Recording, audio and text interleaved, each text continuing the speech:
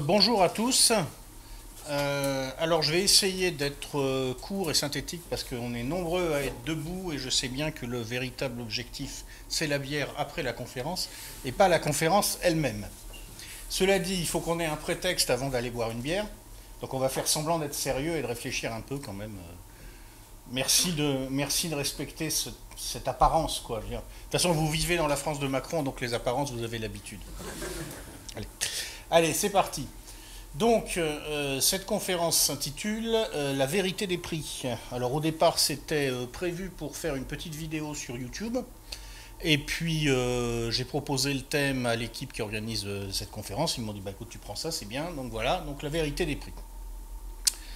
Alors, qu'est-ce que j'entends par vérité des prix? Pourquoi j'ai envie de vous parler de la vérité des prix aujourd'hui? Certainement pas parce que je serais capable de vous dire, voilà, on va définir ce qu'est le juste prix des choses. Parce qu'en fait, il n'y a pas de juste prix des choses. Ça n'existe pas. Ça n'existe pas déjà parce que le prix, c'est toujours plusieurs choses. Et je voudrais commencer par rappeler un certain nombre d'évidences, je dirais, concernant la nature de ce que c'est qu'un prix. Mais c'est des évidences, ça va mieux en les rappelant parce qu'on a tellement l'habitude de fonctionner dans le monde d'aujourd'hui qu'on a oublié qu'on pourrait fonctionner autrement. Vous allez voir. Un prix, ça peut être un outil de l'échange, ça peut être l'occasion en fait d'acheter une place dans une hiérarchie, ça peut être la valeur estimée d'un bien ou d'un service, et ça peut aussi être la récompense symbolique d'un exploit ou d'un travail. En fait, ces quatre choses sont différentes. Alors si on prend historiquement, je vais faire très court pour aller vite, ce que disent la plupart des anthropologues, c'est que historiquement, si on essaye de remonter à ce que devait être la préhistoire, compte tenu de ce qu'on peut voir chez les gens qui aujourd'hui sont classés comme, entre guillemets, des primitifs, et qu'on peut observer. Dans les sociétés primitives, le prix d'une chose ne correspond pas à la valeur de cette chose au sens où nous l'entendons, nous, aujourd'hui, en général. Parce que ce sont en général des sociétés où les gens vivent essentiellement d'autoproduction et d'autoconsommation. Ils n'ont tout simplement pas besoin d'avoir un accès au marché pour pouvoir vivre dans des conditions correctes. Donc, lorsqu'ils opèrent un échange, ce qu'ils achètent, entre guillemets, si tant est d'ailleurs qu'on puisse parler d'achat, ça se discute, à travers cet échange, c'est l'échange en lui-même. C'est-à-dire que ce qu'on observe chez les primitifs, c'est qu'ils définissent des équivalences très floues entre les biens, le caractère imprécis de la valorisation est voulu, et c'est ce caractère imprécis qui va faire de l'échange un instrument d'établissement et de maintien d'un lien social. Typiquement, vous avez une scène au début d'un film de Mel Gibson qui s'appelle Apocalypto. Vous avez un groupe de chasseurs amérindiens dans la forêt vierge et ils voient arriver des étrangers. Alors on ne sait pas qui sont ces étrangers, à l'époque il n'y a pas de police, il n'y a pas de téléphone portable pour appeler les flics, il va falloir traiter. Donc comment on fait? On fait un échange. Cet échange, les étrangers vont donner, je crois, 3 ou 4 poissons, et les sauvages qui doivent traiter le passage avec eux vont leur donner, je crois, un cuisseau de marcassin ou des trucs comme ça. L'échange est approximatif. Et ce qui explique, en fait, les gens qui ont étudié ces mécanismes, c'est que c'est fait exprès, parce que ça crée une situation où chacun des deux groupes peut être en dette avec l'autre, mais on ne sait pas lequel des deux est en dette, on ne sait pas lequel est débiteur de l'autre, et à partir de là, chacun des deux doit traiter l'autre avec respect. L'échange a été établi. Et en fait, ce qu'on achète, c'est l'échange, c'est la constitution du lien social. C'est-à-dire que le prix sert d'abord à établir du lien social. Commercer, en fait, dans ces sociétés-là, ce n'est pas commercer au sens où on l'entend aujourd'hui dans nos sociétés pétries par le libéralisme, c'est-à-dire un échange de biens et de services. Commercer, c'est échanger une présence humaine. Il faut le garder en tête, on en reparlera à la fin de la conférence. Vous avez un deuxième type de société, historiquement, c'est les sociétés d'ancien régime, auxquelles je vais curieusement rattacher d'ailleurs le communisme, parce qu'en pratique, le communisme a fonctionné pas mal sous cet angle-là, bien sûr pas sous d'autres, mais sous cet angle-là, comme une société d'Ancien Régime. Dans ces sociétés-là, les prix sont généralement définis par des autorités. Ces autorités peuvent être plus ou moins diffuses, mais elles se ramènent toujours à une autorité centrale, au moins sur le plan symbolique. Par exemple, dans la France de la monarchie, il existait des corporations qui définissaient le prix des choses. Dans beaucoup de métiers, les professionnels ne pouvaient pas vendre au simple prix qu'ils voulaient. Ces corporations elles-mêmes étaient inscrites dans un ordre dont la tête symbolique était le roi. Dans ces sociétés-là, on admet que le prix des choses est défini à des fins politiques. Il n'y a pas d'autonomisation du marché, c'est de la politique. C'est un instrument de stabilisation de la structure sociale. Et en pratique, le communisme a souvent fonctionné comme ça, parce que, en théorie, le communisme disait qu'il allait faire du prix des choses la traduction de leur valeur travail, mais dans la réalité, comme vous aviez par exemple en URSS des magasins pour les apparatchiks et des magasins pour le reste de la population, on voit bien que ce n'est pas comme ça que ça marchait. C'était un système de hiérarchisation et d'encadrement de la stabilité sociale. Ok ? C'était ça en fait un prix. Alors maintenant, dans le monde d'aujourd'hui, notre monde à nous, nous avons le libéralisme et ce qu'il a introduit.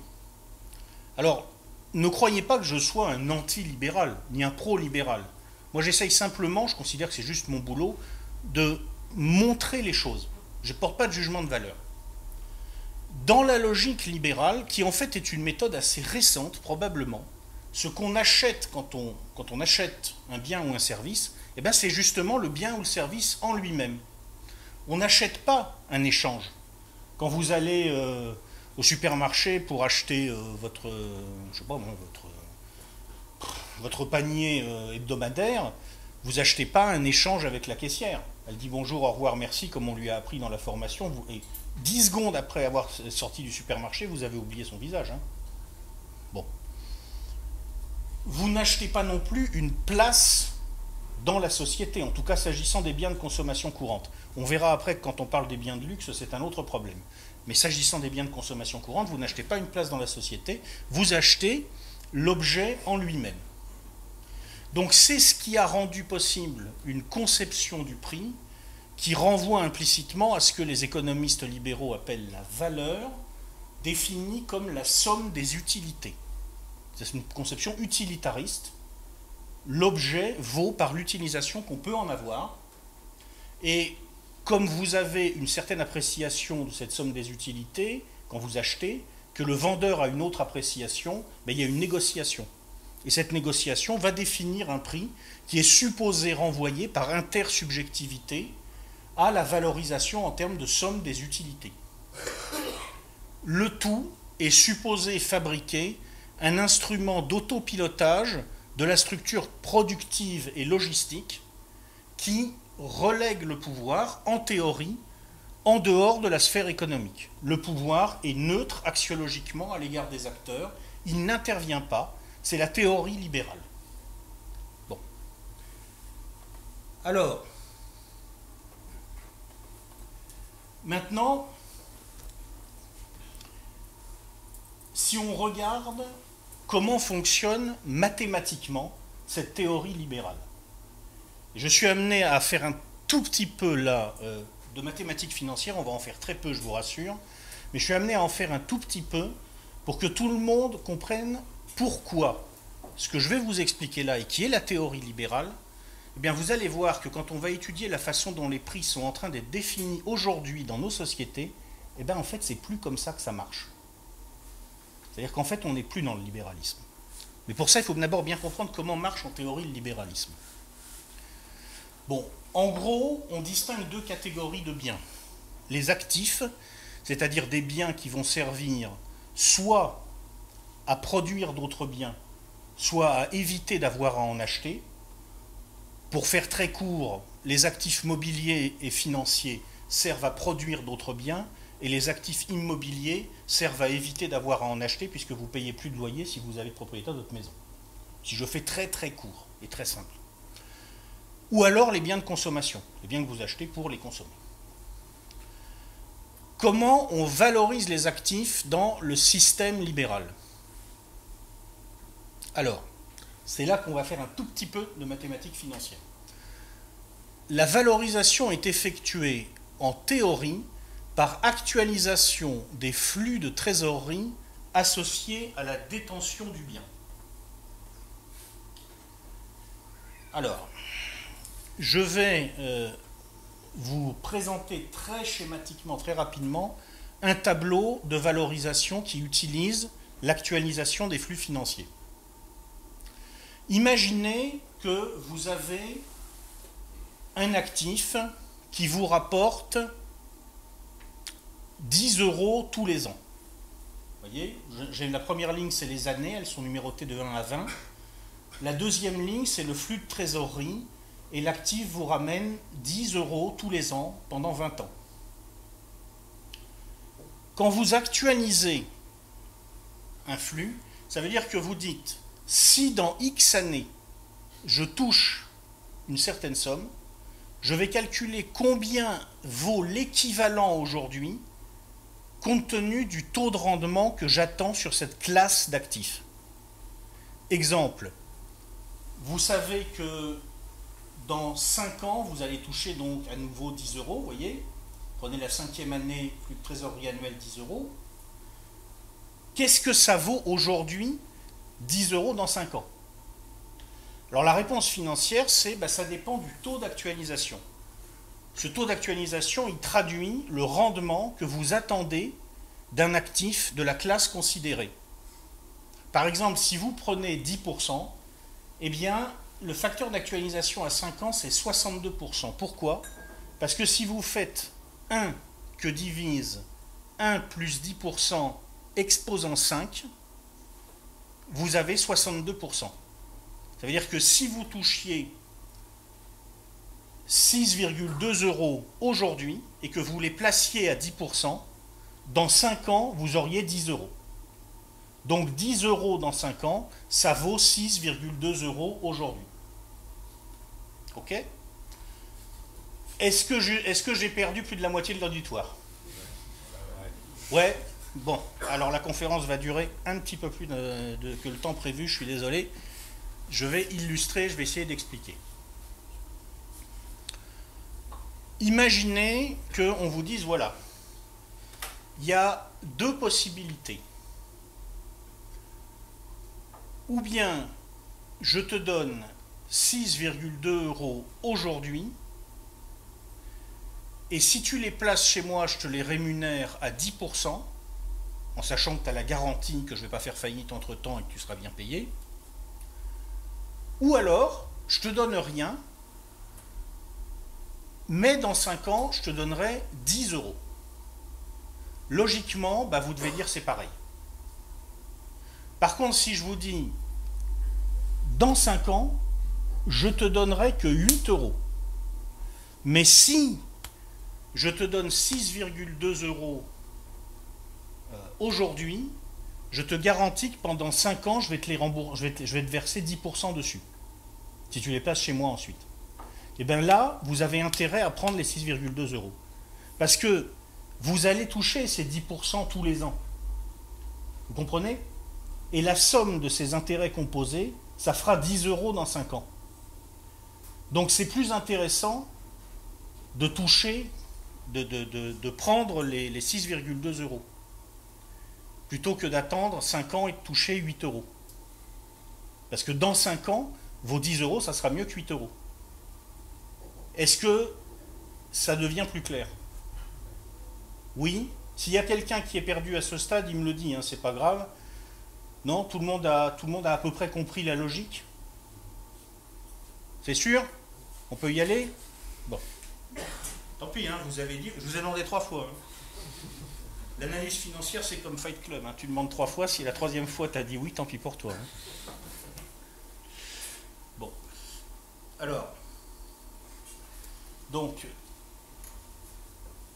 la valorisation est effectuée par actualisation des flux de trésorerie associés à la détention du bien. En pratique, ce qui se passe, c'est que pour les biens financiers et mobiliers, comme ils sont à peu près librement échangeables sur un grand marché, la théorie est à peu près vérifiée. Pour les biens immobiliers, alors la théorie est généralement pas très bien respectée, c'est-à-dire qu'il y a plein de distorsions entre la valeur que devraient prendre les biens compte tenu du prix auquel on peut les louer éventuellement et la valeur qu'ils ont sur le marché. Il y a plein de distorsions tout simplement parce que les gens ne choisissent pas toujours où ils vivent. Donc ils ne choisissent pas toujours où ils achètent. Bon. Au niveau des biens de consommation, alors, pour les biens de consommation courante, c'est la loi de l'offre et de la demande qui, en théorie, je dis bien en théorie, devrait s'imposer à l'état pur si on était dans un système purement libéral. Comment ça fonctionne? Eh bien, si vous voulez, s'il y a 50 vendeurs qui ont chacun une chose à vendre et qu'il y a 70 acheteurs qui veulent l'acheter, le marché est dominé par la demande, donc le prix va monter. Parce que il y en a 20 qui ne l'auront pas. Donc ceux qui ne l'auront pas, c'est ceux qui ne suivront pas les enchères en quelque sorte. Et puis si c'est le contraire, le prix va descendre. Parce que les vendeurs, ils voudront vendre quand même, donc ils baisseront leur prix. C'est la loi de l'offre et de la demande. Je pense que ça, tout le monde la connaît. Il n'y a pas lieu de détailler. Pour les biens de luxe, alors c'est un peu différent. C'est-à-dire que sur les biens de luxe, la loi de l'offre et de la demande s'applique, mais elle est en pratique constamment mêlée à des logiques qui rappellent les logiques d'ancien régime où on achète une place en achetant quelque chose. C'est-à-dire que sur les biens de luxe, il arrive assez souvent qu'un vendeur ait intérêt, par exemple, à restreindre l'offre pour donner plus de valeur symbolique à ce qu'il vend. Donc ça fait que la loi de l'offre et de la demande est constamment parasitée par des logiques extérieures au simple ajustement du marché. Voilà. En théorie, un système libéral, ça fonctionne comme ça.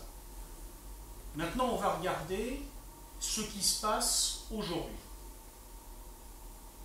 Alors, on va commencer par les actifs mobiliers et financiers. Alors, dans l'ensemble, ce qui se passe, c'est que les actions et les obligations semblent surévaluées au regard des normes historiques. Et aussi au regard de l'évolution de l'activité économique, même si c'est un petit peu moins certain. Je vous le dis tout de suite, il n'est pas possible de dire exactement dans quelle proportion. Ça ne peut être que des tendances. C'est-à-dire qu'un jour, peut-être, il y aura un économiste génial qui trouvera la méthode pour calculer l'écart entre ce que les choses devraient valoir en pure logique libérale et ce qu'elles valent en réalité. Mais aujourd'hui, personne n'arrive à le faire, et probablement personne n'arrivera jamais vu la complexité du problème. Par contre, on peut détecter des tendances. Alors, s'agissant des actions, ce qu'on observe, c'est que on a eu ces dernières décennies ce qu'on appelle un price-earning ratio, c'est-à-dire le rapport entre le dividende versé sur les actions et leur valeur, leur cours boursier, qui a évolué de la façon suivante. En 1995, c'était 12 pour le Standard & Poor's, l'indice américain, l'indice principal américain. En 1999, c'est monté à 24. Donc là, on a typiquement une phase d'explosion artificielle des valorisations. Ça a craqué évidemment quand il y a eu ce qu'on a appelé le crack de la tech, de la nouvelle économie, en 99-2000. Donc vous voyez déjà cette première tendance qui dégage, on voit des valorisations qui partent vers le haut, on ne comprend pas pourquoi. C'est illogique. En 2002-2008, après ce crack, on était retombé, on est resté à peu près à 14. En 2010, on est retombé à 10. Là, c'est juste après le crack de 2008, donc tout le monde se met à avoir peur de la faillite des autres. Donc les actions sont probablement sous-évaluées. Et aujourd'hui, on est remonté à 15, on voit que ça repart un peu. Vous voyez, il y a une tendance à pousser la valeur des actions visiblement au-delà de leurs normes historiques. Alors, Ce qui explique, cela dit, que les ratios ne s'envolent pas au-delà de ces chiffres-là, qui restent, qui sont quand même, qui montrent la tendance, mais qui ne sont pas démesurés, c'est que dans le même temps, vous avez une part du travail dans la valeur ajoutée qui a fortement diminué dans toutes les économies occidentales. En 1980, c'était 65% aux États-Unis et 70% en Europe. Aujourd'hui, c'est à peu près 60% aux États-Unis et en Europe. Alors ça n'a l'air de rien, mais qu'est-ce que ça veut dire? Ça veut dire que comme le travail gagne moins, le capital gagne plus. Donc quand le capital gagne plus, il y a plus de dividendes versés aux actionnaires, c'est pour ça que les dividendes explosent. Et c'est ce qui explique que les ratios price-earning ratio ne s'envolent pas plus haut. À mon avis, c'est l'explication. Donc vous voyez ce qui se passe en termes de tendance, encore une fois, c'est une tendance à avoir des valeurs d'actifs qui explosent, qui montent, de façon un peu irrationnelle. Certains ont parlé d'exubérance irrationnelle à une époque. Et pour maintenir quand même le rendement, on comprime la rémunération du travail. C'est ce qui est en train de se passer. Alors cela dit, si au niveau des actions il se passe quelque chose, c'est surtout au niveau des obligations que c'est très impressionnant. Le rapport entre ce que rapporte une obligation et la valeur qu'elle a sur les marchés est donné par les taux d'intérêt qui sont versés par les emprunteurs, si vous voulez. Donc essentiellement les États et les grandes entreprises. Alors là, on va regarder les obligations publiques. Il faut savoir que les obligations privées ont des taux légèrement supérieurs en général, mais qui suivent à peu près l'évolution des obligations publiques. Le taux d'intérêt moyen de la dette fédérale américaine en 1980, c'était 10%. En 2015, 5%. Le taux moyen des emprunts d'État long terme en France en 1980, c'était 11%. Et en 2018, c'est inférieur à 1%. Donc ça veut dire que, si vous voulez, vous avez des valeurs d'obligations qui sont extrêmement élevées par rapport à ce que rapportent concrètement ces titres. D'accord?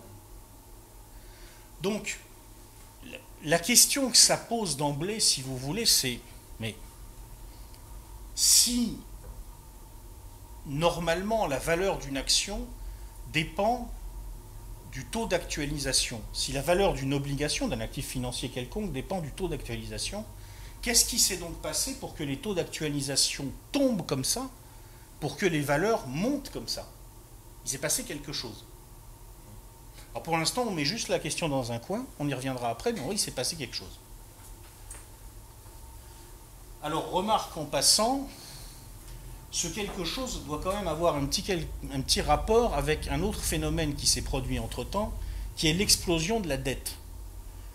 Si vous prenez la dette totale des acteurs non financiers dans le monde, qui donne quand même une tendance sur l'évolution du total des actifs obligataires et assimilés, même si évidemment toutes les dettes ne sont pas titrisées, ne sont pas forcément en marché, voilà ce que ça donne. En 1980, le ratio entre la dette totale des acteurs non financiers et le PIB donne 100% à peu près dans le monde. Alors c'est des estimations approximatives, parce que c'est des économistes qui ont essayé de reconstituer, donc selon les sources ça va un peu varier, mais c'est les tendances. À peu près 100% en 1980, à peu près 180% en 2000, et en 2008 250%, et en 2016 260%. Donc vous voyez, vous avez toute cette masse énorme de dettes là, et cette dette là, qu'est-ce qu'elle fabrique? Elle fabrique de la valeur obligataire. Vous voyez? Donc il y a un lien, il se passe quelque chose, quoi. On voit bien que le système se dérègle complètement. Qu'est-ce qui explique que les taux d'actualisation soient tombés comme ça? Qu'est-ce qui explique que les marchés obligataires soient visiblement, par rapport aux normes historiques en tout cas, surévalués par rapport au rendement des obligations? Qu'est-ce qui explique qu'il ait fallu comprimer le travail comme ça? Il s'est passé quelque chose. Alors on va regarder maintenant les biens immobiliers. Alors les biens immobiliers, c'est beaucoup plus difficile à analyser parce que, encore une fois, il y a plein de phénomènes qui peuvent interagir avec la dynamique des marchés. Donc c'est pas étonnant que les évolutions ne soient pas corrélées avec la théorie libérale. On sait dès le départ qu'il y a des choses qui vont la contredire. Si vous prenez aux USA, ce qui s'est passé en gros, c'est une bulle immobilière énorme, un crack et une nouvelle bulle qui est en train de gonfler. Alors, au dire des spécialistes, là je m'abrite derrière les spécialistes, il existe un indice de prix immobilier aux États-Unis dont l'évolution doit en théorie être pas trop décorrélée du PIB. Je ne sais pas ce que vaut la logique, hein. J'ai pris ça chez un spécialiste, mais bon, peut-être c'est une erreur de raisonnement, je ne suis pas un spécialiste du domaine. Mais en tout cas, ce que je vois, c'est que cet indice dit Case-Shiller, qui avait une base 100 en 1990, est monté à 240 en 2007, alors que le PIB base 100 en 90 était en 2007 à 160. Donc les prix de l'immobilier ont monté aux États-Unis beaucoup plus vite que le produit intérieur brut. Vraiment beaucoup plus vite. En 2012, l'indice Case-Shiller est retombé au niveau du PIB, sans doute parce qu'il y a eu la crise des subprimes entre-temps, donc les valeurs immobilières ont craqué. Et en 2016, l'indice Case-Shiller, qu'est-ce qu'il a fait? Il est reparti à la hausse. Le PIB serait maintenant à 180 à peu près, et l'indice Case-Shiller serait à 230.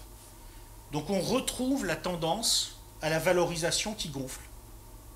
Là aussi.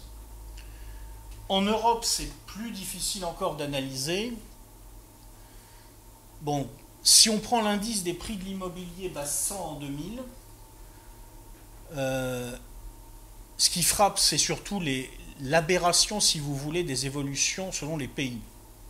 Parce que ce qui est quand même extraordinaire, c'est que vous avez un pays qui va bien économiquement, c'est l'Allemagne. D'accord? On est tous d'accord, l'Allemagne va plutôt bien économiquement. Donc on a envie de dire, ils ont des balances commerciales excédentaires, ils gagnent plein d'argent, waouh, ils vont mettre leur argent dans leur maison, ça va faire monter les prix des maisons. C'est logique. Bon, base 100 en 2000, prix de l'immobilier Allemagne 2015, 120. Non, ça n'a pas fait monter. Alors pourquoi? Maintenant, France, vous êtes d'accord que bon, c'est moins bien, hein. Je veux dire, niveau balance commerciale, c'est un peu moins bien que la performance allemande quand même. Donc on a envie de dire, ils n'ont plus d'argent. Donc ça va faire baisser les prix. Eh bien, France 2015, 240. C'est absurde. Alors je sais bien que l'immobilier, il y a toujours des choses bizarres qui se passent parce que les gens ne choisissent pas où ils habitent. Il y a des dynamiques démographiques aussi derrière, c'est-à-dire qu'évidemment, comme en Allemagne, ils sont en pleine implosion démographique, alors qu'en France, on l'est beaucoup moins, ça joue un rôle aussi, naturellement. Mais enfin, tout de même, c'est un peu étonnant. Au passage, on peut remarquer que l'Espagne et l'Italie sont à peu près à mi-chemin, ce qui veut dire qu'à ce niveau-là, en France, on a quand même fait très fort, visiblement, ces dernières années, quoi. La preuve, le ratio prix sur revenu disponible par ménage, base 100 en 2000. En 2015, on est à 170 en France, on est à 230 en Île-de-France, ce qui veut dire en gros que les franciliens ne peuvent plus se loger, sauf s'ils sont vraiment riches. C'est curieux, hein. Je veux dire, pourquoi? Pour qu'est-ce qui se passe? Pourquoi ces valorisations qui décollent là d'un seul coup? Et pourquoi en Île-de-France? Quelle est la logique? C'est bizarre. Il se passe des choses qui ne sont pas explicables dans la théorie libérale, hein. Il y a quand même un frein à la hausse des prix, c'est la solvabilité des ménages, hein. Mais heureusement qu'il y a ce frein, parce que sinon on se demande où on en serait, hein. Donc, c'est bizarre, vous voyez. Il y a une tendance générale sur les actifs à avoir des valeurs qui explosent. Dans tous les domaines. Bon. Alors maintenant, si on s'intéresse aux biens de consommation courante. Enfin, aux biens de consommation courante et aux biens de luxe également. Alors, il y a 4 tendances qui apparaissent. D'abord, je vais encore probablement me faire traiter de tous les noms par des gilets jaunes en fureur, Mais il y a une évolution générale du pouvoir d'achat théorique qui, théoriquement en tout cas, théoriquement je dis bien, note une amélioration. C'est un fait. D'un autre côté, il y a une forte croissance des inégalités, ce qui pourrait expliquer que les gens qui sont en bas de la structure ne la voient pas trop, l'amélioration. Il y a aussi une grosse incertitude sur le calcul des revenus disponibles, parce que quand vous avez des zones où le prix de l'immobilier est multiplié par 2 en 15 ans par rapport au salaire de base, ça se reporte sur les loyers, ça se reporte sur plein de choses. Donc qu'est-ce qui reste après de ce pouvoir d'achat théorique dans le portefeuille des gens, c'est une question. Et puis ce qui frappe sinon, c'est une expansion très forte du domaine du luxe. Alors quelques chiffres simplement pour se donner une idée de ce qui se passe. Entre 1975 et 2015, le prix du kilowattheure EDF est passé de 2,8 à 15,2 centimes d'euros. Sur la même période, le SMIC horaire est passé de 1,11 à 9,61 euros. J'ai fait le calcul, ça veut dire que exprimé en kilowattheure, le SMIC a augmenté d'environ 50% entre 1975 et 2015. Alors comment expliquer dans ces conditions qu'on ait des gilets jaunes dans la rue qui ont l'air vraiment d'avoir un gros problème et qui expliquent qu'ils n'arrivent pas à se chauffer? C'est curieux. Peut-être qu'une des explications, c'est que le salaire médian a progressé moins vite que le SMIC. Peut-être aussi une autre explication, c'est qu'il y en a plein qui ne gagnent même pas le SMIC, parce qu'il y a toute une couche en dessous de la société qui est en train de descendre et qui n'est plus au niveau jugé, le niveau normal, minimal d'un travailleur. Vous avez vu quand même tout ce qui se passe là, il n'y a pas quelque chose qui vous frappe? Cette élévation des valeurs de certains actifs, cette incohérence entre un pouvoir du travailleur, un pouvoir d'achat du travailleur inscrit dans le système, comme s'il était inscrit dans une corporation, et simultanément l'émergence en dessous d'une couche qui semble rejetée hors du système. Ça vous rappelle pas quelque chose qui est en train de se passer? Je sais pas, moi j'ai l'intuition, je sais pas, j'arrive pas à dire ce que c'est, mais ça me fait penser à quelque chose. Regardez maintenant la baguette de pain. En 1975, elle coûte 14 centimes d'euros. En 1900, tiens, il y a eu une erreur dans mon transparent, c'est pas grave. En 2015, elle coûte en moyenne 0,86 euros. Ça veut dire que exprimé en baguette de pain, le SMIC a augmenté d'environ plus 50% aussi. Tiens, ça confirme. Ça confirme. Mais oui, mais alors en même temps, il y a un autre truc qui frappe d'ailleurs, effectivement, c'est que le taux de précarité de l'emploi en France, j'ai pas le chiffre en 75, mais en tout cas en 85, il était de 5,6%, et en 2015, il est de 12,9%. Ça se confirme, hein. Ça se confirme. Il y a des gens qui sont inscrits dans un ordre, et dans cet ordre, finalement, leur niveau de vie a plutôt l'air d'augmenter. Mais à côté de ça, quand tu n'es pas dans l'ordre, quand tu es rejeté dans la précarité, alors là, ça va très très mal. C'est curieux, hein. J'arrive pas à dire à quoi ça me fait penser. On va regarder un peu les biens de luxe. Le taux de croissance annuel des marchés du luxe, alors sur 2017-2018, c'est plus 6% environ. C'est sensiblement plus que la croissance du PIB mondial. Il semble que ça soit une tendance qui dure depuis plusieurs décennies. Le marché du luxe croît plus vite que le marché, que le PIB mondial. On sait que dans l'automobile, le marché a tendance à glisser vers le haut de gamme. Ça explique les problèmes de certains constructeurs français et la surperformance de certains constructeurs allemands.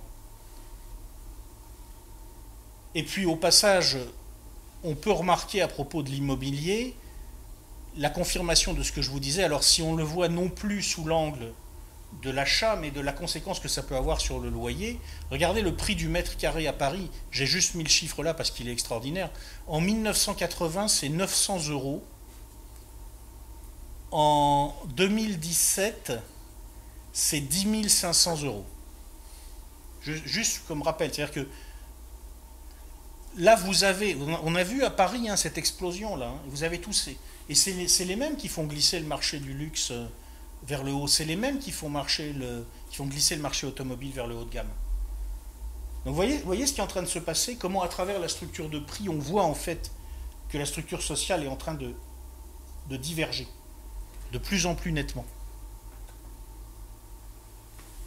Alors, où est-ce que ça nous amène? Eh bien, ça nous amène à la conclusion de cette conférence. Encore une fois, je n'ai pu évoquer que des tendances. Et ce que je vais vous évoquer là, c'est un peu un work in progress, comme on dit en bon français aujourd'hui, c'est-à-dire un travail en cours, une intuition. Mais en gros, finalement, ce qu'on se dit, c'est que, bon, quand on a un taux de refinancement de la Banque Centrale Européenne à 0%, ce qui est le taux de refinancement actuel de la Banque Centrale, hein, ce qui veut dire en gros que si vous avez accès à la Banque Centrale, c'est-à-dire en gros si vous êtes une banque, vous pouvez vous financer à 0%. C'est-à-dire que vous allez trouver monsieur Banque Centrale, vous lui dites bonjour, je voudrais acheter un truc et j'aurais besoin de, allez, on va dire 10 millions d'euros. Et monsieur Banque Centrale vous dit, oh bah 10 millions d'euros, dis donc, t'es modeste aujourd'hui, bah tiens, voilà 10 millions d'euros, tu me les rendras quand tu pourras, c'est gratuit. Ah mais c'est étonnant quand même, je veux dire comme... non mais surtout ça pose un problème conceptuel, parce que, si vous voulez, si on revient sur ce tableau des taux d'actualisation, qu'est-ce que ça veut dire? Ça veut dire que le monsieur qui peut aller se financer à la Banque Centrale, potentiellement le taux d'actualisation qu'il met c'est 0%, puisque lui de toute façon l'argent est gratuit apparemment. D'accord? Donc, si son taux d'actualisation est à 0%, bon, vous savez, quand on regarde ce que valent les choses en prolongeant une chronique de flux à l'infini, donc on démontre mathématiquement que si vous avez un actif qui vous rapporte la même somme tous les ans, la valeur qu'il a à l'infini, c'est ce qui vous rapporte annuellement divisé par le taux d'actualisation. Donc ça veut dire que par exemple un actif qui vous rapporte 10 euros par an, on pourrait montrer, il faudrait que je prolonge le tableau si vous voulez, sur des centaines et des centaines de colonnes, que ça va converger vers une valeur de 100. Tous les ans tu me donnes 10, moi j'actualise à 10%, en fait ton actif il vaut 100. Quand le taux d'actualisation est égal à 1%, ça veut dire que si tous les ans tu me donnes 10, en fait ton actif pour moi maintenant il vaut 1000. Parce que je le divise par 1%. Le flux annuel. Vous voyez? Mais qu'est-ce qui se passe quand on peut le faire à 0%? C'est l'infini. C'est-à-dire qu'à la limite, on peut payer n'importe quoi à n'importe quel prix. C'est intéressant quand même d'avoir quelqu'un qui peut payer les choses à n'importe quel prix. Quel sens a encore la théorie libérale s'il y a des acteurs qui peuvent payer les choses à n'importe quel prix? Ça n'a plus aucun sens en fait. Donc on n'est plus dans le système libéral. En façade, oui, mais dans la réalité, non, il s'est passé autre chose. Je répète encore pour qu'on comprenne bien, la vanne, c'est la somme des flux de trésorerie actualisés, elle tend vers le ratio flux de trésorerie annuel que divise taux d'actualisation, donc si le taux d'actualisation est nul, la valeur actuelle nette est infinie. Donc quand les taux de base diminuent, le taux d'actualisation étant égal à coût du capital, donc ça sera 0, il ne va rester pour la plupart des acteurs, comme dans le taux d'actualisation, que la prime de risque et la rémunération de l'investisseur. Donc ça veut dire que vous avez moyen de valoriser les choses potentiellement jusqu'à l'infini, et puis après, vous arbitrez entre la prime de risque et la rémunération de l'investisseur. Vous avez des acteurs qui... Mais ils sont tout puissants dans l'histoire, finalement. À risque constant et rémunération du capital constante, la baisse des taux de base implique celle des taux d'actualisation et donc des valorisations en hausse. Donc c'est là qu'on va retrouver l'origine de ces valorisations qui poussent structurellement à la hausse. Vous voyez? Donc, on comprend. Mais alors, où est-ce que ça nous mène? Et voilà maintenant ma conclusion. Eh bien, ma conclusion, c'est qu'en fait, on n'est plus dans un système capitaliste concurrentiel libéral.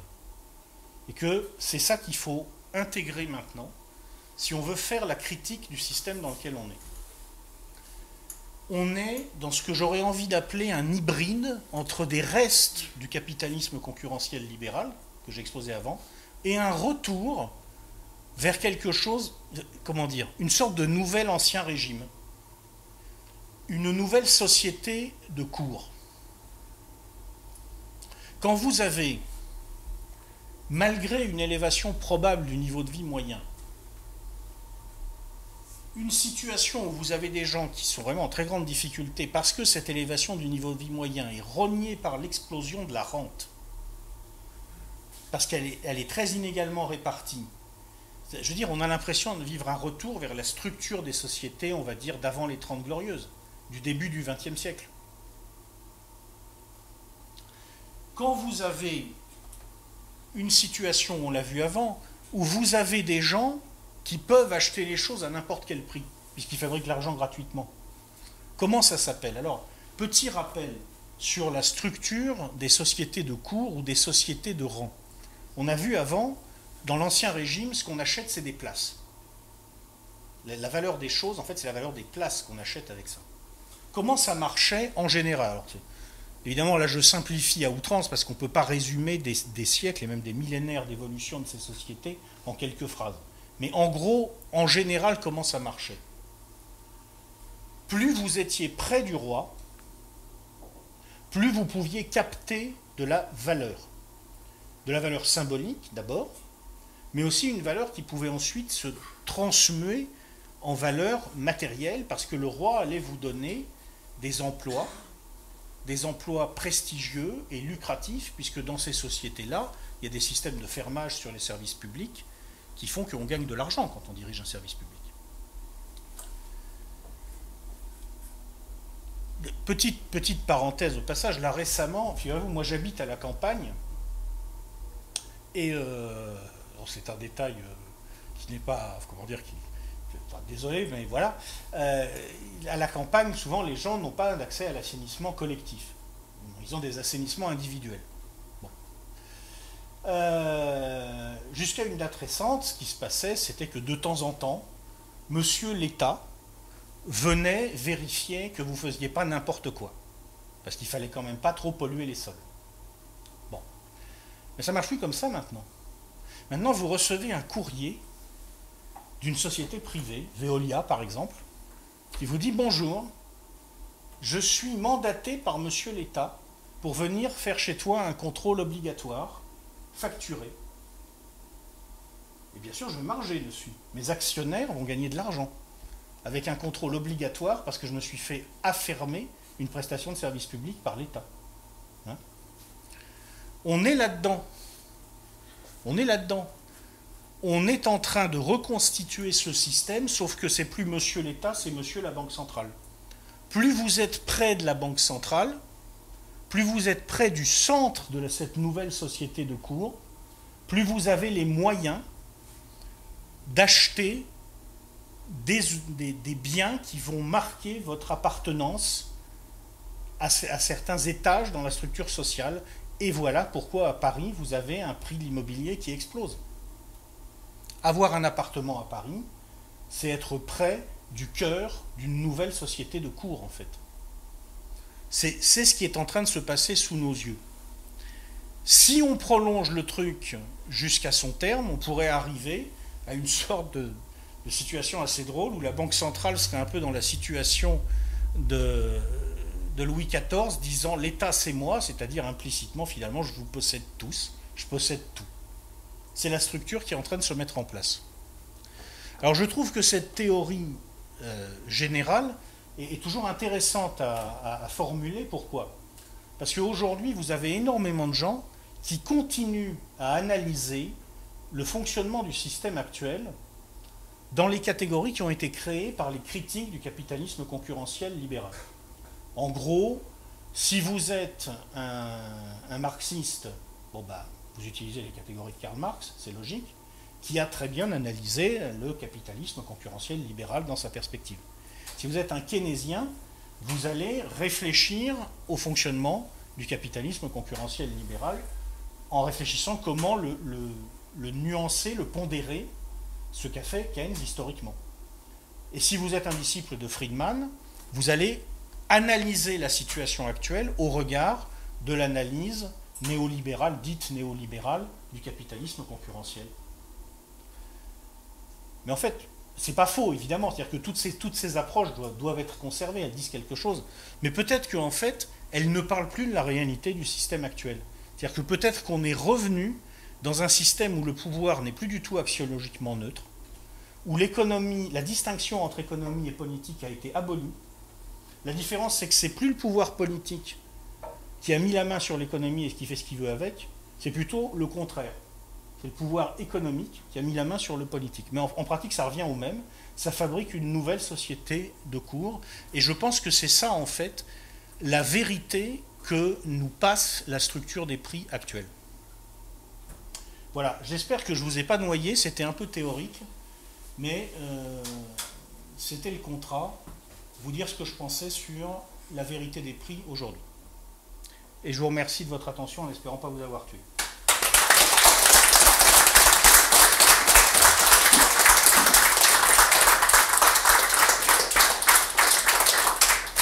Si vous voulez vous éclaircir la voix. Merci. Bien, merci à tous pour votre écoute. Bien, nous allons maintenant procéder à une séance de questions-réponses. Pour toutes les personnes qui ont une question, je vous ferai de lever la main s'il vous plaît, et puis je vais vous donner la parole. Alors une chose, pour les personnes qui sont au fond, simplement veillez à vous rapprocher pour qu'on fasse une captation audio de votre question et que ce soit plus agréable à l'oreille pour les personnes qui nous écoutent notamment en podcast. Vous retrouvez toutes les conférences sur le site écouter.fr, donc les podcasts sont disponibles. Et il y a beaucoup de personnes qui écoutent maintenant ce type de support sur des podcasts, donc c'est mieux si on n'a pas de perdition sonore au moment de la question. Voilà. Alors, qui a une question? On va commencer par monsieur. Je voudrais revenir sur l'analyse que vous avez par rapport aux gilets jaunes, et vous avez dit bah, c'est bizarre, si on compare les revenus par rapport au kilowattheure ou par rapport au prix de la baguette de pain, finalement on gagne davantage aujourd'hui qu'hier. Ceci étant, il y a quand même des besoins nouveaux qui sont apparus, qui sont par exemple le smartphone qui n'existait pas avant, les télécommunications, le forfait télécommunications. Et donc, finalement, peut-être que par rapport à la baguette de pain, on gagne plus, mais comme des besoins nouveaux ont émergé, on peut avoir le sentiment, même étant dans une classe moyenne, parce qu'on a bien vu que les gilets jaunes, un certain nombre se trouvent dans la classe moyenne, ont des revenus qui peuvent sembler confortables, plus que le SMIC, et pourtant ne s'en sortent pas. Quelle analyse vous faites par rapport à... Alors, ce que je pense des motivations économiques des Gilets jaunes, c'est que, bon, moi j'ai dit, quand il y a eu ce mouvement, je vais juste vous raconter ce que j'ai dit déjà et les réactions que j'ai eues, parce qu'elles sont très révélatrices. J'ai dit, voilà, bon, peut-être je peux me tromper, c'est-à-dire je prétends absolument pas avoir la vérité vraie, enfin j'essaye de suivre un petit peu l'économie, de comprendre des choses. Effectivement, je suis désolé, mais en tout cas, si je mets à part les gens qui sont passés hors grille, c'est-à-dire cette minorité à laquelle il faut penser, qui est vraiment en train de se faire exclure complètement, et pour lesquels ça ne sert pas à grand-chose en fait de regarder l'évolution du SMIC, parce que les mecs, le SMIC, pour eux, c'est un idéal inatteignable. Hein. Vous avez des gens qui vivent avec un demi-RSA en réalité. Hein. Bon. Si on met à part ces gens-là, qui eux ont un vrai problème indiscutable, et il n'y a pas lieu d'en discuter. Sinon, la grande majorité des gens, effectivement, je veux dire, attendez les gars, vous êtes là à nous expliquer que vous crevez de faim. Bon, tout de même, il faut se souvenir de ce qu'étaient les modes de vie il y a encore un demi-siècle ou 100 ans. Il faut aussi se souvenir de ce qui se passe encore aujourd'hui dans certains pays. Je ne dis pas que vous n'avez pas de problème, mais enfin, admettez qu'il faut les relativiser, quoi. Alors j'ai eu des réponses extraordinaires. C'est-à-dire que j'ai eu des types qui sont venus m'expliquer « Oui, mais tu comprends pas, moi j'habite en montagne, il me faut une voiture puissante. Sinon je peux pas, c'est la misère. Comment je vais faire si je peux pas m'acheter une voiture puissante alors que j'habite en montagne ?» Ouais, d'accord. Bon, enfin voilà, je veux dire, c'est effectivement les gens, une partie des gens, ont complètement perdu de vue certaines réalités.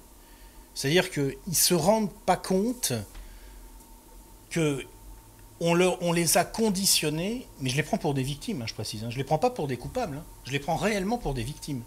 Ils ne se rendent pas compte qu'on les a conditionnés à désirer un tas de trucs dont ils n'ont pas besoin. Et même probablement souvent sans lesquels ils se porteraient mieux. Vous parliez des smartphones. Là, je vais faire dans quelques jours sur ma chaîne une note de lecture sur un bouquin assez extraordinaire qui s'appelle « La civilisation du poisson rouge » et qui fait le bilan des dégâts psychologiques et même neurologiques provoquée par l'addiction aux smartphones et aux réseaux sociaux. C'est sidérant, mais c'est un truc sidérant. Vous avez toute une partie de la population qui est en train de s'auto-lobotomiser. C'est grave, hein, c'est vraiment grave. On va le payer longtemps, ça.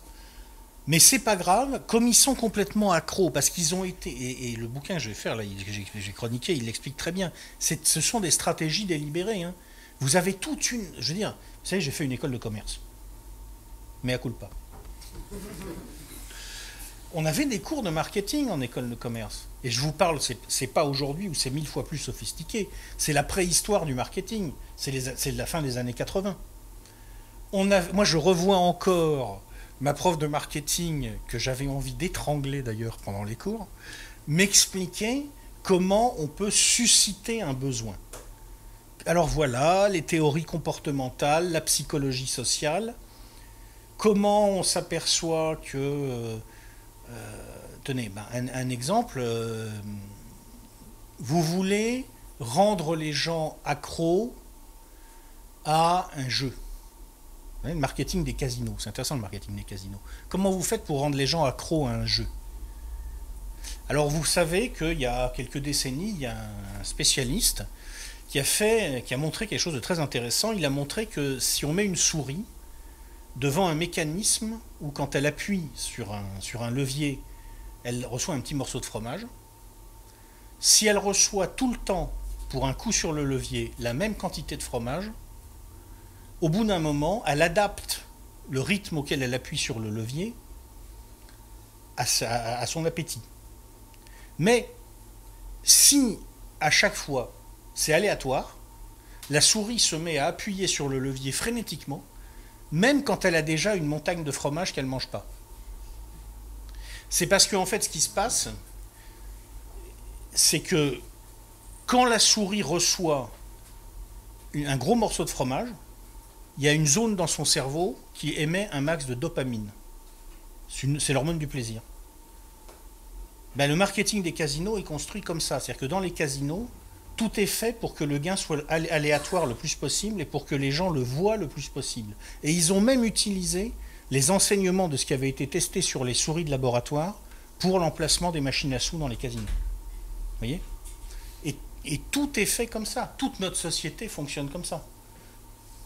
C'est dingue. Donc c'est pour ça qu'effectivement, vous avez toute une partie de la population, ils ont complètement fondu les plombs.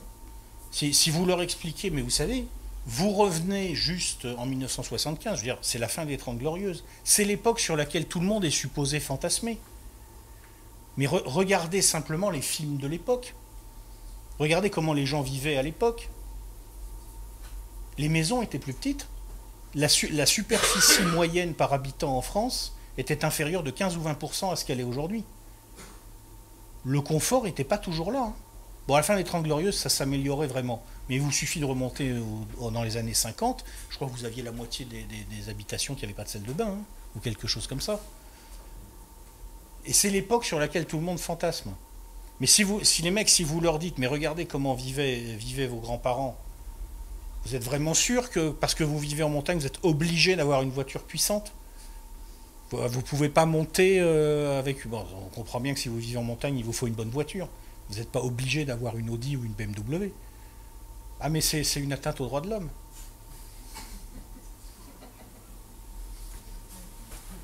Mais on n'y peut rien. C'est des victimes. C'est des victimes, en fait. Ça, c'est mon analyse. Nardo, d'ailleurs, pour rebondir un petit peu sur la question de monsieur, c'est la première fois qu'on me dit que j'ai une petite voix. Donc on va essayer de voir. Je sais que tu peux faire mieux. En fait, pour rebondir un petit peu sur ce que disait monsieur, je trouve que les habitudes de consommation ont changé, et surtout la façon dont on consomme. C'est-à-dire que quand on voit par exemple nos grands-parents, vous parlez des gens en montagne qui avaient l'habitude effectivement d'avoir peut-être une voiture à prendre, les gens économisaient cet argent-là pour ensuite dépenser, pour utiliser le bien de consommation. Or maintenant, j'ai l'impression que la consommation a complètement changé, c'est que les gens du coup achètent à crédit pour effectivement pouvoir payer tout de suite. Du coup, le rapport avec les organismes bancaires et la Banque de France est absolument plus tout le même. C'est-à-dire qu'avant, la banque vous permettait effectivement de vous rémunérer sur le placement que vous faisiez sur votre épargne, vous permettait de devenir propriétaire de quelque chose. Or maintenant, c'est des intérêts qui sont pris effectivement sur un prêt qui vous est fait. D'où l'immédiateté de la consommation qui devient complètement absurde sur le capital. Vous savez, c'est la souris et ses morceaux de fromage et son levier. Hein. C'est ça. Hein. Mais il y a aussi tout un marketing bancaire. Parce que bon, là quand même, ça s'est un peu calmé après la crise des subprimes. Mais aux États-Unis, il faut voir les techniques de vente des banques au moment des subprimes. Hein. Je veux dire, pour moi, honnêtement, c'est pour ça que je dis que c'est un problème politique et que c'est une nouvelle société de cours. En fait, c'est une stratégie délibérée de mise en esclavage par la dette. Et ça marche. Et ça marche parce que ça utilise les enseignements de la psychologie comportementale. Et la psychologie comportementale, malheureusement, ça marche.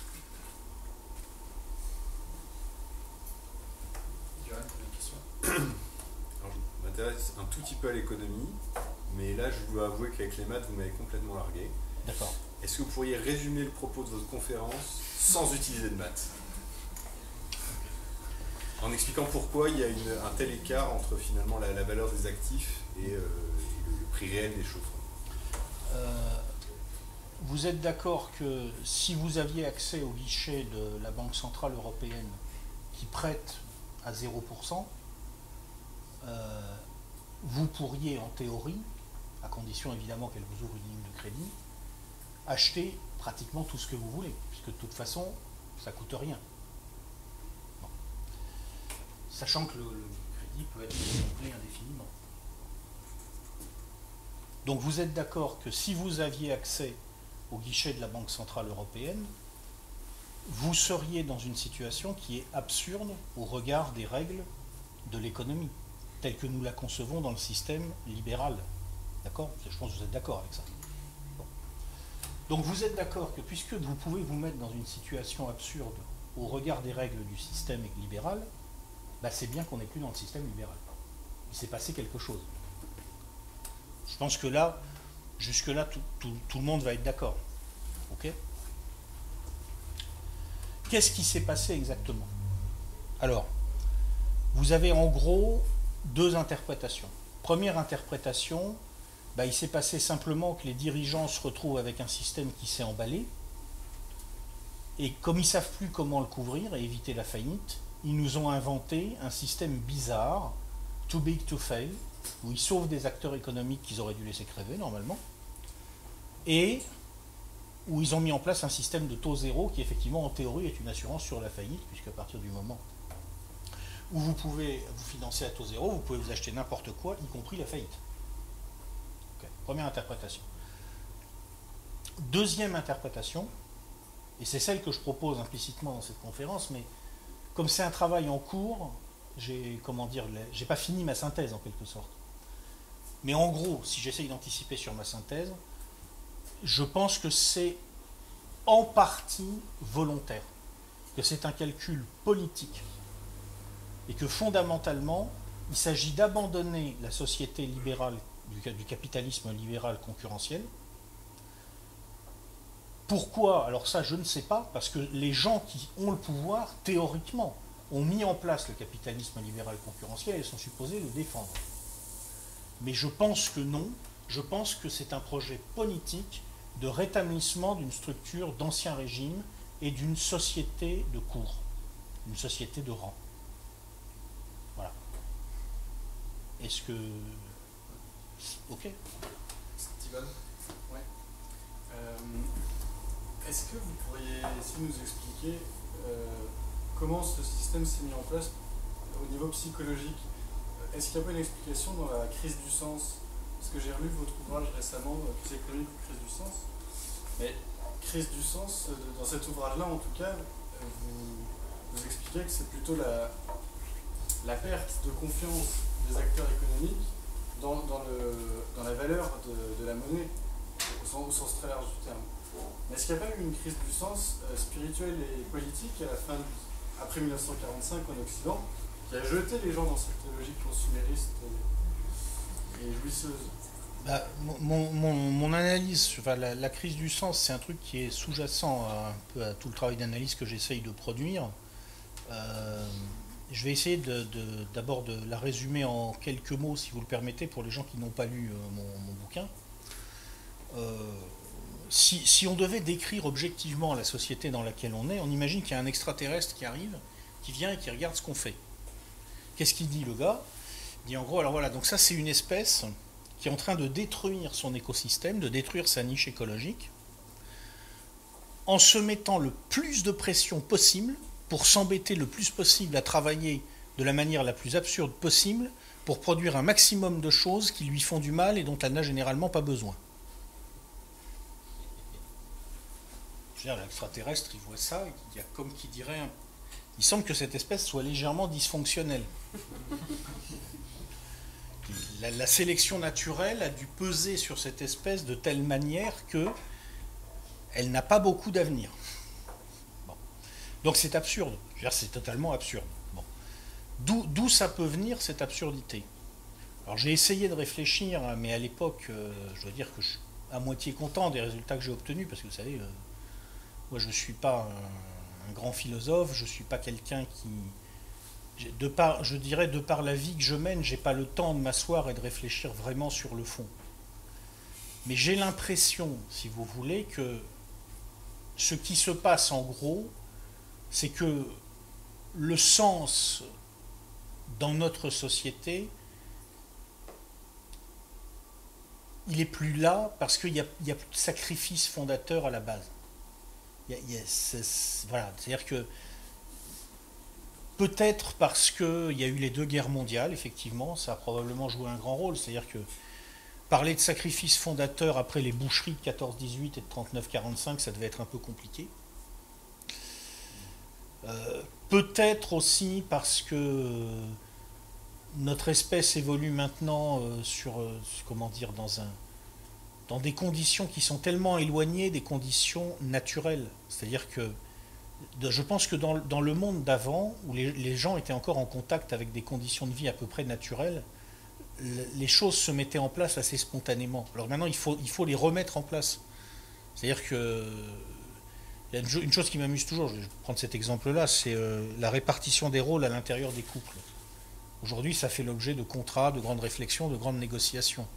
Bon, avant l'invention du robinet d'eau chaude, à mon avis, en général, ça ne faisait pas l'objet de grandes négociations, parce que c'était assez naturel. Bon. Voilà, donc je ne sais pas comment, je ne sais pas pourquoi, mais effectivement, le sens n'est plus là, et la raison pour laquelle nous fuyons, c'est là en fait le cœur de ma thèse, dans crise économique ou crise du sens, la raison pour laquelle nous fuyons de façon absurde dans la production d'objets qui servent à rien, c'est parce que en fait, nous essayons toujours de coder sur du codage, toujours plus loin, pour nous dissimuler le fait que le codage ne mène à rien. C'est-à-dire que normalement, quand vous créez du sens, qu'est-ce que vous faites? Vous codez la réalité, vous codez l'information, vous traitez cette information, et le fait de la traiter va vous permettre de faire quelque chose qui a un sens, qui vous garantit que vous êtes un sujet autonome. Parce que le sens, c'est de l'information traitée par un sujet autonome, mais l'autonomie du sujet, elle est construite par la création du sens. C'est-à-dire c'est une boucle vertueuse.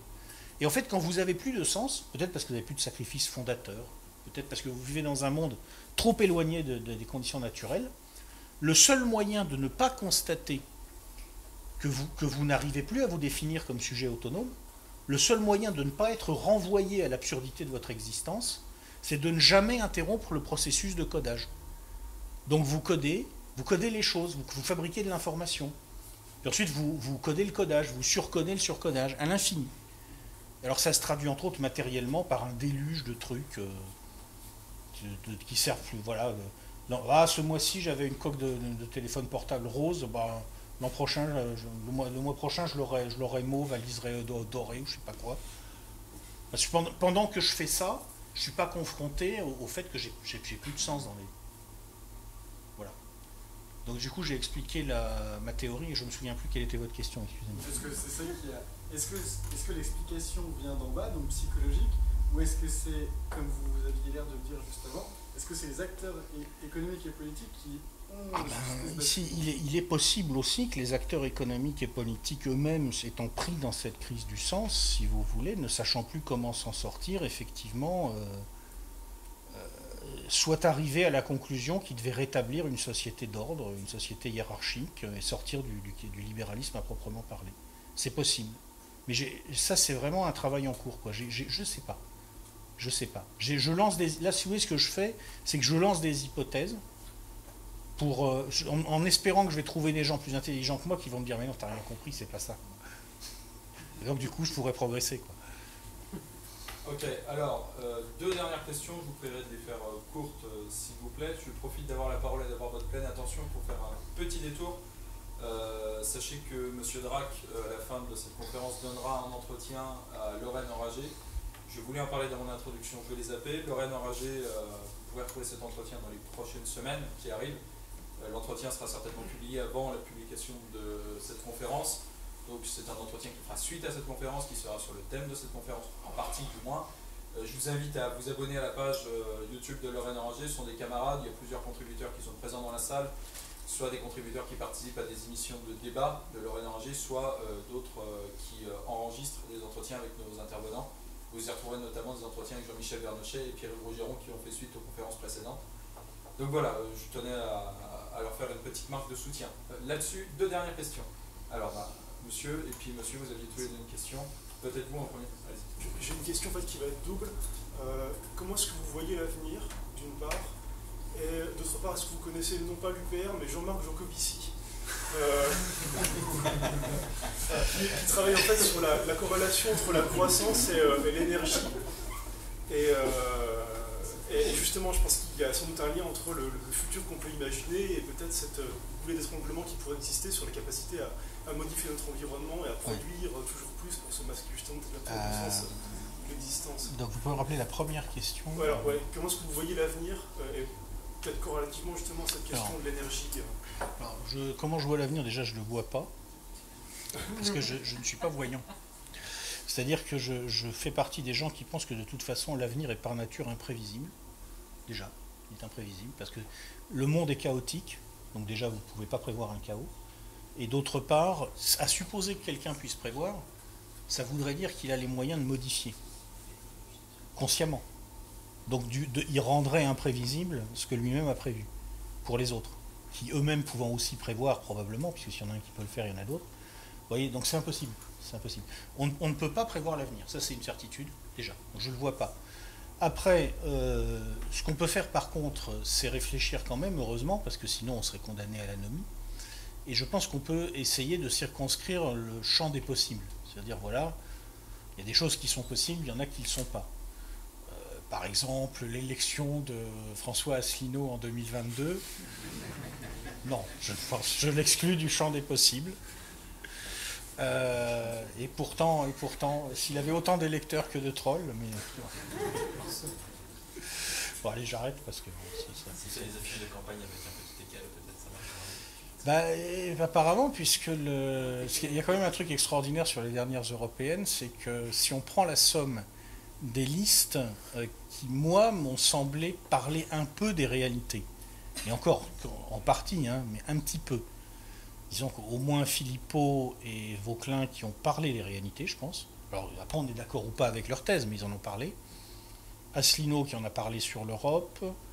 La ligne claire qui en a parlé sur l'immigration, à mon avis. Pas forcément de la bonne façon, mais ils en ont parlé. Peut-être aussi, d'une certaine façon, le Parti fédéraliste européen, même si ils sont complètement à côté de la plaque, parce que c'est irréaliste qu'ils proposent. Mais au moins, ils ont compris qu'effectivement, au point où on en est, c'est le saut fédéral ou rien, quoi. Je veux dire, donc bon, si on fait la somme de toutes ces listes qui ont un peu essayé quand même de parler des choses sérieuses, eh ben, ils sont, à eux tous réunis, ils sont en dessous du Parti animaliste.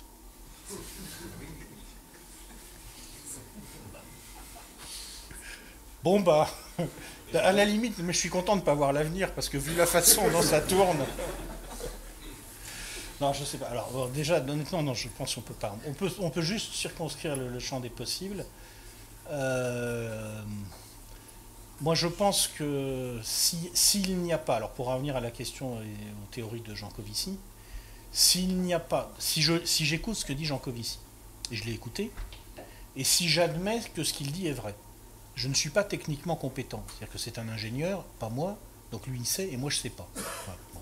Si j'admets, si je dis voilà, bon, ben, il a l'air de savoir de quoi il parle et il dit ça. Effectivement, ça pourrait expliquer que les classes dirigeantes aient décidé de commencer à sortir du capitalisme concurrentiel libéral. Mais je ne sais pas si c'est la bonne explication. Et quand je vois qu'à l'heure actuelle, le coût de l'énergie ne s'envole pas, pour l'instant, ça voudrait dire qu'ils sont vraiment capables, collectivement, de planifier les choses à long terme. Je suis étonné, quoi. Je veux dire, ça me paraît au-dessus de leur capacité de coordination. Donc je sais pas. Je sais pas. En tout cas, ce qui est sûr, c'est que s'il n'y a pas de miracle technologique, et si Jean Covici a raison, avant la fin de ce siècle, il va y avoir une très sérieuse compression des effectifs.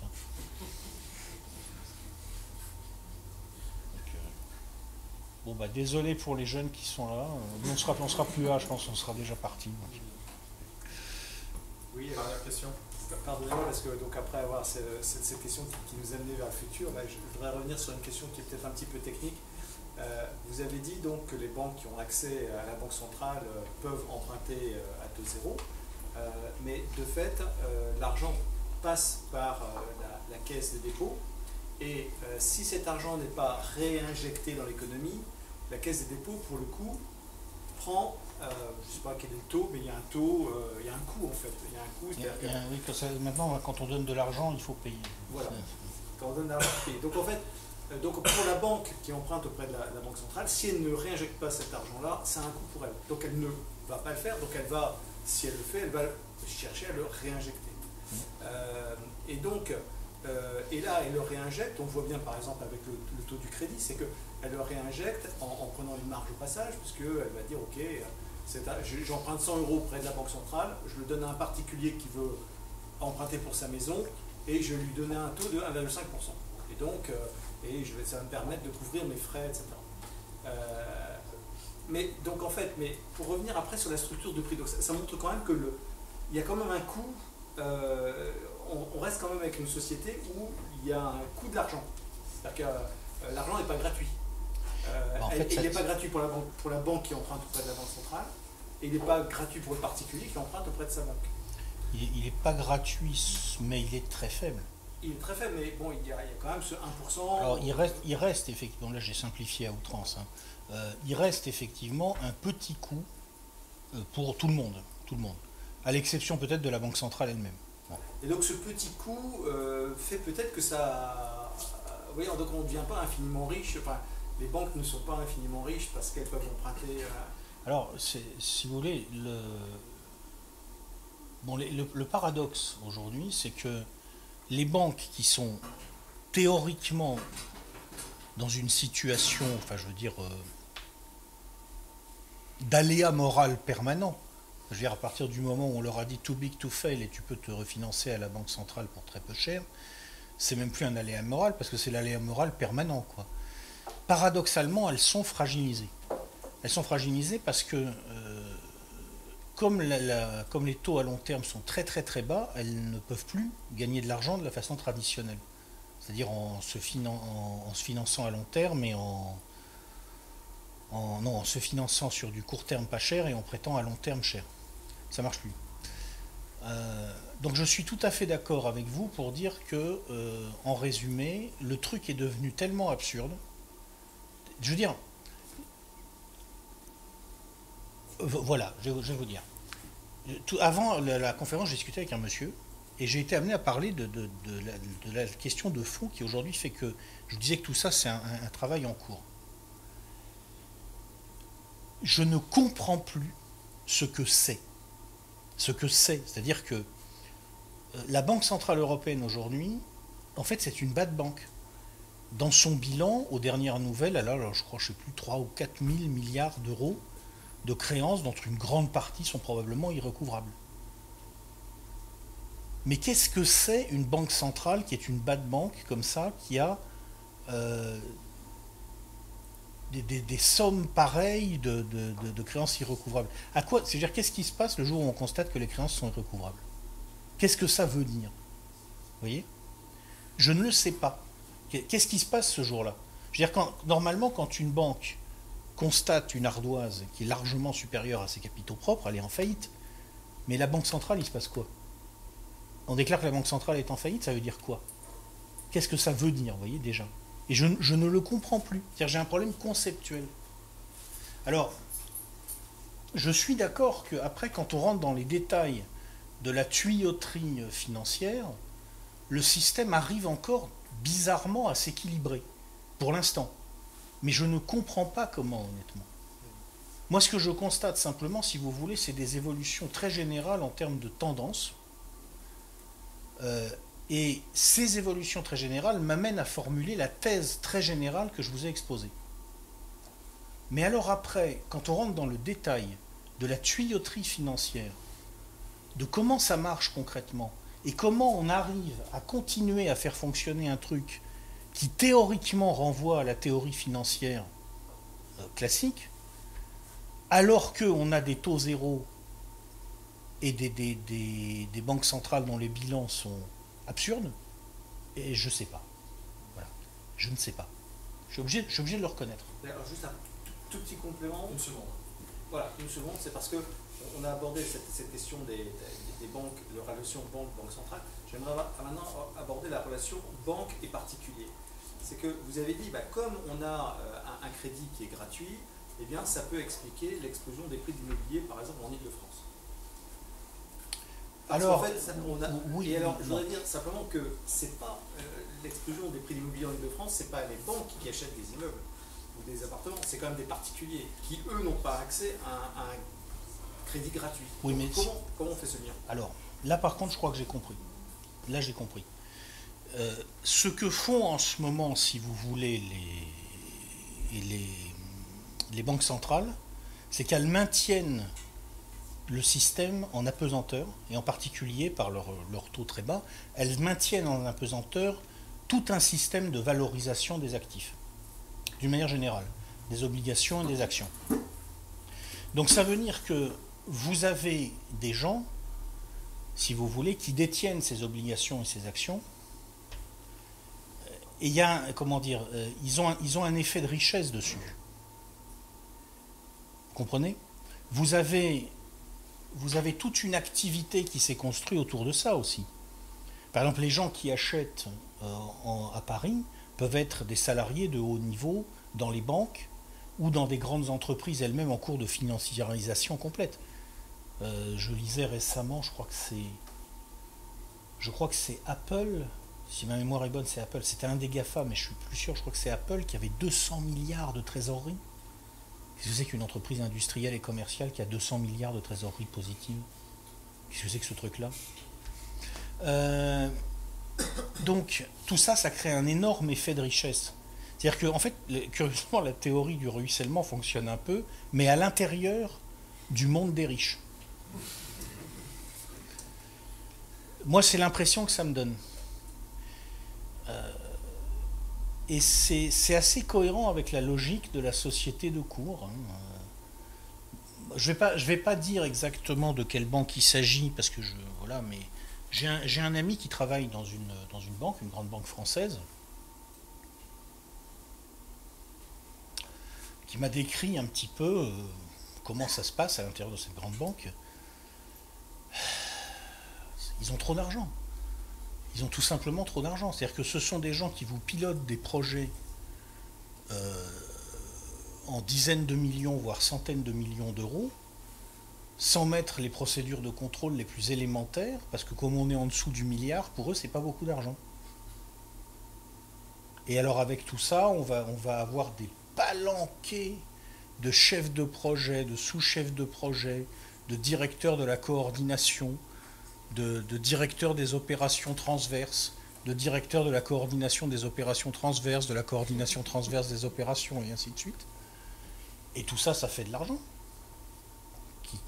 qui ruisselle effectivement sur des types qui sont à l'intérieur d'une oligarchie et qui sont sur du bullshit job total, en fait.